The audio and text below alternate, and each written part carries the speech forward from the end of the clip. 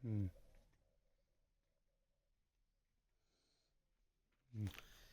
ये मिट्टी काफी कुछ कहती है।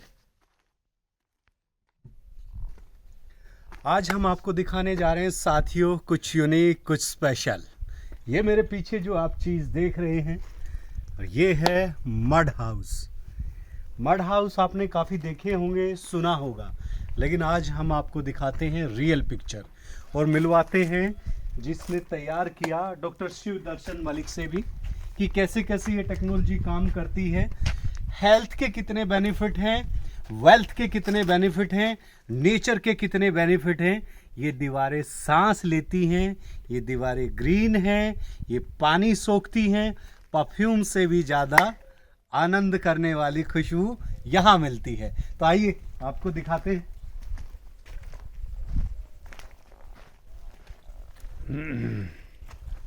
इन मड हाउस में साथियों एसी की जरूरत नहीं पड़ती। तो आप देख सकते हैं मिट्टी का कमाल, मिट्टी से कैसे घर बनते हैं, कितने सॉलिड घर बनते हैं, और जो हम कंक्रीट का जो स्ट्रक्चर बनाते हैं उससे काफ़ी कम कॉस्ट में, यानी पैसा भी सेविंग हो गया, नेचर का भी सेविंग हो गया, और आपके हेल्थ को दर्जनों बेनिफिट्स मिलते हैं।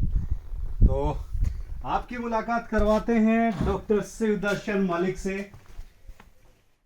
जो नमस्ते मलिक साहब। नमस्ते नमस्ते।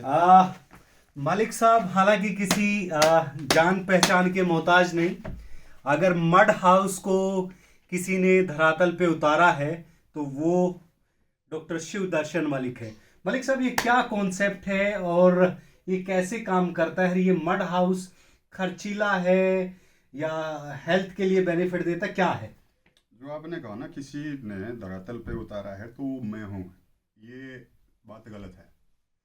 मड हाउस आदमी जब से जिसने घर बनाना शुरू किया तो उसी टाइम से ये चीज़ें अस्तित्व में हैं, लेकिन समय के अनुसार ये विलुप्त होगी और कंपनियों, कोई ऐसी कंपनी नहीं थी जो इसका प्रचार कर सके, और कंपनियों ने अपनी चीज़ को अच्छा बताया, इस चीज़ को उन्होंने नेग्लेक्ट किया।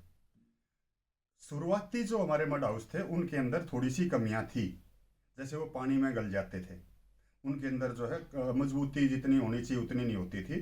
तो मैं क्योंकि केमिस्ट्री का छात्र रहा हूँ, पीएचडी केमिस्ट्री हूँ, तो मैंने उनको स्टडी किया और उन कमियों को दूर कर दिया। तो नए रूप में हम जो है इस चीज़ को लेके आए हैं, और इसके साथ साथ हमने गोबर का और भी अच्छे से उपयोग किया है।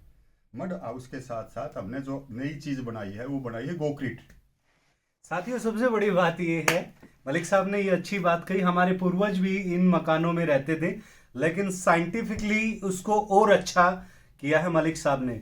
मलिक साहब पीएचडी केमिस्ट्री हैं, ये बड़ी बात है। जी मलिक साहब।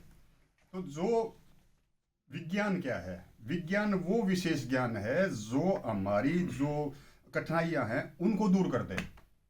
आज ग्लोबल वार्मिंग की कठिनाई है। ग्लोबल वार्मिंग का जो मुख्य कारण है वो क्या है? वो है हमारी हाउसिंग।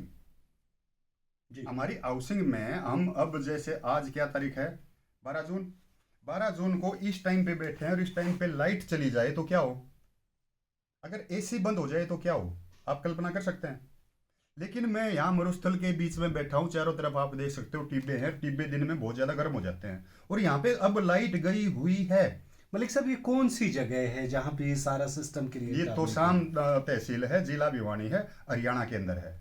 और ये लाइट मैंने नहीं भगाई है, लाइट ऑटोमेटिकली गई है। जब भी आगे भी देख लेना आप, जिस दिन बहुत ज्यादा गर्मी होगी उस दिन बहुत ज्यादा लोड पड़ेगा बिजली पे, पहले ही ट्रांसफार्मर गर्म होंगे, ऊपर से लोड पड़ेगा तो ट्रांसफार्मर तो काम करना बंद कर देंगे। ट्रांसफार्मर काम करना बंद करेंगे तो बिजली तो जाएगी ही जाएगी। बिजली जाएगी तो आप लोग रहोगे कैसे?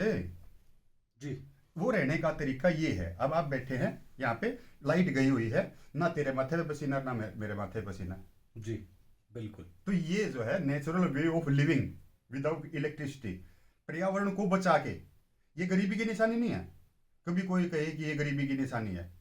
ये पर्यावरण को बचा के अच्छे हेल्दी वे में, हेल्दी तरीके से रहने का तरीका है। मलिक साहब, कोरोना भी आया, सब चीजें हुई, तो हेल्थ को लेके क्या ऐसे बेनिफिट्स हैं जो यहाँ पे मिलते हैं? और कंस्ट्रक्शन कॉस्ट की बात करें तो वो कितनी कम होती है, कंस्ट्रक्शन कॉस्ट कम नहीं होती। हम्म, जो चीज विलुप्त हो जाती है ना, हम्म, फिर उसको दोबारा ढूंढना, उसको दोबारा उस साइज में लेके आना, उसके अंदर मैन पावर बहुत ज्यादा लगती है।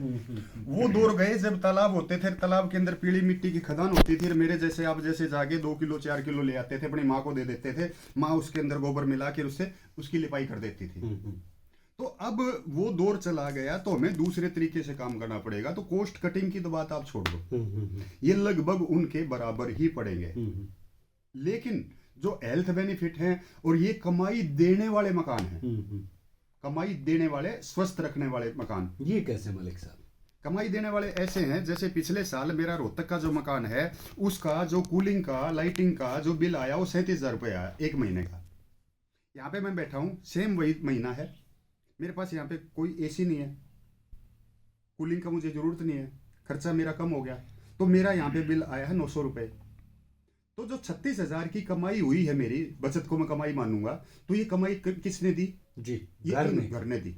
दूसरा, जैसे आपने कोरोना की बात की, कोई भी जो वायरस है उसका जो एक स्ट्रक्चर होता है, स्ट्रक्चर के ऊपर प्रोटीन लेयर होती है जो चिपचिपी होती है। तो जो नेचुरल बिल्डिंग होती हैं वो ऐसी होती हैं, उनकी ब्रीदिंग वाल्स होती हैं, वो मॉइस्चर को सोख लेती हैं।